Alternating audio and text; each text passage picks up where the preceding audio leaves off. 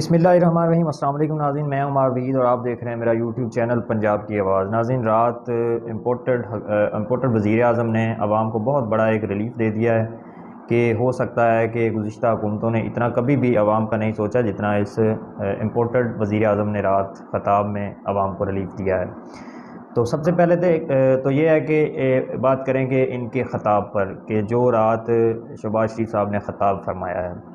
ख़ताब इस कदर किया है कि ना तो ख़ताब के शुरू में कोई तलावत कुरान पाक, ना कोई पीछे पाकिस्तानी झंडा था और ना ही कोई कौमी तराना जो ख़ताब से अमूमन पहले लगाया जाता है, या जिस तरह हमारे गुज़िश्ता वज़ीर आज़म इमरान ख़ान साहब किया करते थे। तो मतलब ऐसा कोई सीन नहीं था। जिस तरह एक मजबूरी का वज़ीर आज़म स्टैचू टाइप बनाकर बिठाया गया हो, ये कंडीशन रात थी हमारे जो प्राइम मिनिस्टर साहब हैं इसकी। मतलब घबराए हुए थे, परेशानी उनके चेहरे से बिल्कुल वाज़ेह नज़र आ रही थी, जैसे ना किसी ने ज़बरदस्ती बिठाकर ये अनाउंसमेंट करवाई हो कि ये आप जो आपको लिख कर दे दिया है, ये आप अनाउंसमेंट अब कर दें। तो इसके बाद बात ये करेंगे कि इन लोगों ने रात जो है वो इस तरह से, इनके जो भिखारी हजरात हैं, इनके जो दानश्वर मीडिया सहाफ़ी हजरात हैं, वो रात से जो है वो टीवी पर ऑन एयर हो गए हैं। उन लोगों ने रात से जो है एक वावेला करना शुरू कर दिया है। जैसे मंसूर जैसे सहाफ़ी हजरात, पहले तो कहीं वो कौमा में गए हुए थे, लेकिन रात उनकी जो है ना 40 रुपये जैसे ही डीज़ल की कीमत वापस आई है और 18 रुपये पेट्रोल की कीमत वापस आई है, तो वो भी साथ ही वापस ही आ गए हैं। यानी इन लोगों की साइंस देखें कि इन लोगों ने आज इनको गवर्नमेंट में आए हुए 95 डेज़ हो चुके हैं, 95 दिन। 95 दिन में इन लोगों ने पेट्रोल जो है वो 149 रुपये से बढ़ाकर 251 रुपये तक कर दिया था, और रात इन लोगों ने जो है वो 18 रुपये कम कर दिया है। यानी 100 रुपये 101 रुपये बढ़ाने के बाद 18 रुपये कम करके आवाम को ऐसा बेवकूफ़ बना रहे हैं कि एक चीज़ 100 रुपया बढ़ा रहे हैं, कुछ दिन बाद उसे आप 20 रुपये कम कर दें या 18 रुपये कम कर दें। ये कैसी साइंस है इन लोगों की? हमारी आवाम को ये लोग बेवकूफ़ बना रहे हैं। और डीज़ल की कीमतें भी ऐसे हैं। डीज़ल इन लोगों ने 130 रुपये बढ़ाया 95 दिन में, और रात इन लोगों ने सिर्फ 40 रुपये इन लोगों ने कम किया है। अब आप ये बताएं कि ये कौम को क्या तासर देना चाह रहे हैं कि एक चीज़ है वो 100 रुपये आप बढ़ा रहे हैं और कुछ दिन बाद जो है वो आप 20 रुपये कम कर दें, तो इसे रिलीफ नहीं कहते, इसे कहते हैं भोंडी हरकतें। ये जो हरकतें कर रहे हैं, क्योंकि अगर ये जो रिलीफ दे रहे हैं ये मैक्सिमम 15 दिन या 8 दिन तक होगा, ये इलेक्शन गुजर लेने दें। ये इन लोगों ने दुगना टैक्सेस और लेवीज लगा कर, ये अगर 40 रुपये इन लोगों ने कम किया, 50 से 60 रुपये इन लोगों ने बढ़ा देना है डीजल। फिर पेट्रोल भी ऐसे, अगर 18 रुपये कम किया तो कम से कम 40 से 45 रुपये ये बढ़ाएंगे, क्योंकि इन लोगों ने IMF के साथ मुआहदा जो तय किया है उसे तोड़ नहीं सकते, जिसके बदले इन लोगों को 1 अरब और 17 करोड़ डॉलर जो है वो मिलने जा रहे हैं।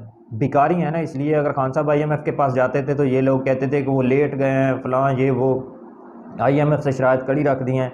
अब खुद ही एग्रीमेंट्स कर रहे हैं उनके साथ। तो अब आप ये बताएं कि ये रिलीफ है या आवाम को तकलीफ देने आए हैं। उसके बाद बात यह है कि जब खान साहब ने गवर्नमेंट छोड़ी तो 129 अरब डॉलर फी बैरल जो था उस वक्त पेट्रोल था। 95 दिन में पेट्रोल जो है तेल, खाम तेल जो है आलमी मंडी में वो अब यानी कि 96 डॉलर फ़ी बैरल तक आ चुका है। यानी इन 90 दिनों में 35 डॉलर फ़ी बैरल जो तेल है उसकी कीमतें कम हुई हैं आलमी मंडी में। तो अगर ये कुल मिलाकर इनके टैक्सेस या लेवीज या जो भी इनको लगा कर दें, यानी कि तोड़ पाकिस्तान तक जो खाम तेल जो ये मंगवाते हैं उनका जो टोटल ख़र्चा है ना वो 138 रुपये इनको ना पर लीटर पड़ता है।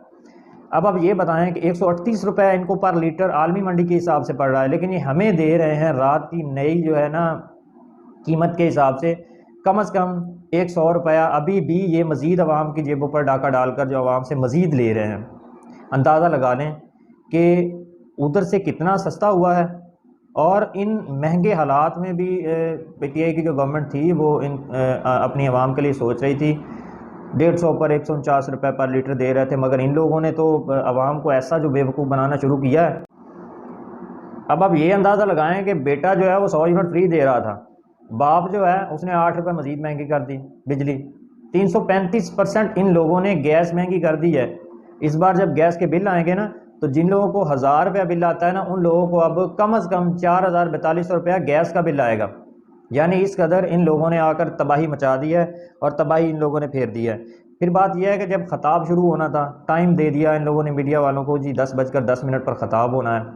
वो ख़ताब सुनने वाले जो थे, इनके जो इम्पोर्टेंट मालशिए थे, वो तो इंतज़ार में थे कि प्राइम मिनिस्टर पता नहीं कोई कितना बड़ा जो है वो एहसान कौम पर करने जा रहे हैं। तो भतीजी उधर जो थी वो जलसा कर रही थी, इसलिए ख़ताब रात लेट हो गया, और लेट होने के बाद जब शुरू किया तो वही रोना धोना, जी वो तो इमरान खान ने महंगे जो मुआहदे किए हुए थे IMF के साथ, वो उस वक़्त तेल सस्ता नहीं बनता था देना, जी वो सस्ता दे रहे थे, मगर इनसे कोई बात भी पूछ लें वो इमरान खान। ये काम नहीं हुआ, इसका ज़िम्मेदार इमरान खान। IMF के साथ मुआहदा हुआ, उसका ज़िम्मेदार इमरान खान। तेल की कीमतें क्यों बढ़ी, जी इमरान खान। यानी अगर सब चीज़ों का ज़िम्मेदार इमरान खान है तो ये लोग क्या इधर अमल लेने आए हुए थे? ये गवर्नमेंट में आए क्या करने थे? ये तो आए थे गरीब को रिलीफ देने के लिए। मतलब ऐसी ऐसी भोंडी हरकतों पे ये लोग उतर आए हैं कि इनकी जो है ना, इनकी साइंस कोई बंदा नहीं समझ सकता।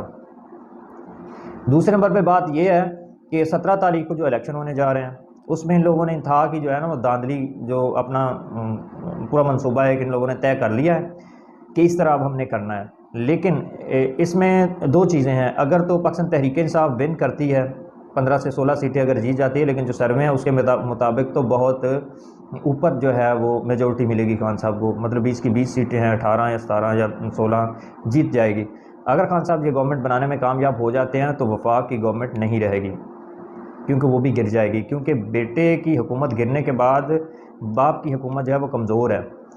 तो अगर, क्योंकि अब इन लोगों ने जो है ना वो अपने करीबी साथियों से मशवरा करना शुरू कर दिया है कि अगर पाकिस्तान तहरीक इंसाफ की गवर्नमेंट हमारी धांधली के बावजूद भी जीत जाती है तो उसके बाद, यानी कि 22 तारीख को CM पंजाब का इलेक्शन होने जा रहा है, उससे पहले 72 घंटों में हो सकता है ये इम्पोर्टेड सरकार जो है वो असम्बलियाँ तोड़ दे, क्योंकि आगे फिर ज़ाहिर बात है अगर पंजाब नहीं रहेगा तो वफाक भी नहीं रहेगा। तो ये अब भोंडी भोंडी हरकतों पर उतर आए हैं। इन लोगों ने अपना पूरा बंदोबस्त कर लिया, लेकिन खान साहब ने अपने साबका 27 से 28 वज़ीर जो हैं, यानी कि जो तगड़े, जिन्हें आप कहें कि उनके जो हीरोज़ हैं, वो कैंपेन में भी उतारे गए थे। अब वो पोलिंग बूथ पर भी वो अपना काम सर अंजाम करेंगे, जैसे अली मोहम्मद खान हो गया, जुल्फ़ी बुखारी हो गया, उसके बाद शहरियार अफरीदी हो गया, बाबर अमान हो गया, शिबली फराज हो गया। इस तरह के जो मंजे हुए सियासतदान हैं उनको उतारने का प्रोग्राम बिल्कुल फ़ाइनल है, उनको बाकायदा जो है वो उनकी तैयारी करवा ली गई है। तो ये लोग अपना वहाँ जो है वो ज़िम्मेदारी सर अंजाम देंगे। उसके बाद 5000 जो है वो नौजवान जो इस चीज़ को समझते हैं, वो पोलिंग बूथ पर रज़ाकाराना तौर पर अपनी ड्यूटी सर अंजाम देंगे, यानी कि धांधली से रोकेंगे।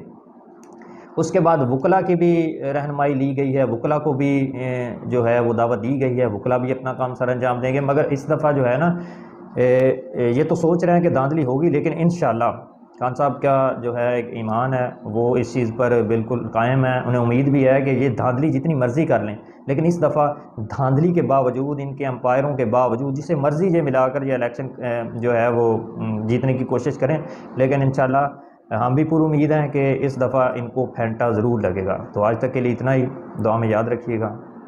अल्लाह हाफ़िज़।